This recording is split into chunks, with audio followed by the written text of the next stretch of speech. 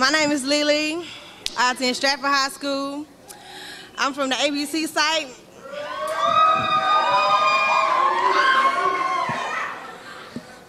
I have a lot of poems about my dad not being there, you know, family problems. But this poem is about like the little things you don't really recognize and you take for granted. So the title of my poem is called Hands. Hi, my name is Lily. I'm 16 years old.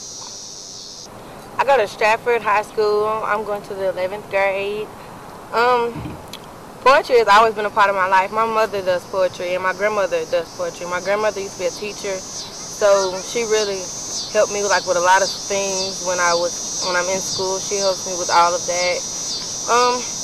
She does a lot of poetry like for classes and stuff she taught, and my mother does a lot of spiritual poems for like churches and things, and I've always watched her do hers, and I'm like, I want to be like that. And I've children books that have rhyming words, Dr. Seuss or whatever. I found that very interesting.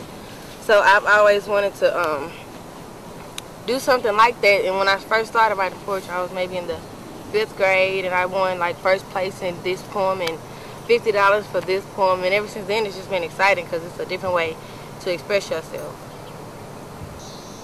Out of all the different things I do track, basketball, and other types of extracurricular activities. Poetry is something just like to get away from it all. It's not a sport, or for me, you don't really have to think hard because it's what you're thinking and what you're dealing with. So it just kind of flows, and it's another way to express yourself, like talking or dancing. Poetry is its own category, and many people express themselves, and it's fun to me because your poems can help other people.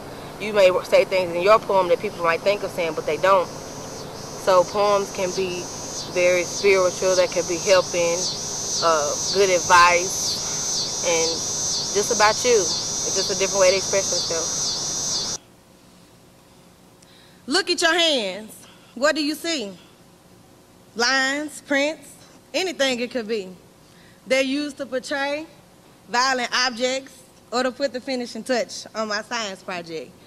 You're using the text, you know, really fast. They curve a little when you hold a glass.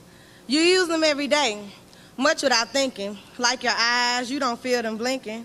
Girls dress them up with bangles and things. Boys sometimes may wear a ring. Granny uses it to carry her rag while Granddad holds his old army bag. You write, you cook, you pick up things, vacuum dust, wipe down, clean. You answer the telephone when it rings. You hold the mic when you sing. I used to play piano, your favorite song, or to hem up those pants that are a little too long. Sometimes your hands are used for comfort, care, and love. To touch someone while giving a hug. Sometimes your hands are used for feeling. When their loved one is hurt, they're used for healing. To place on his shoulder and say it's going to be all right, while squeezing them firmly, but not too tight. So here's a thought.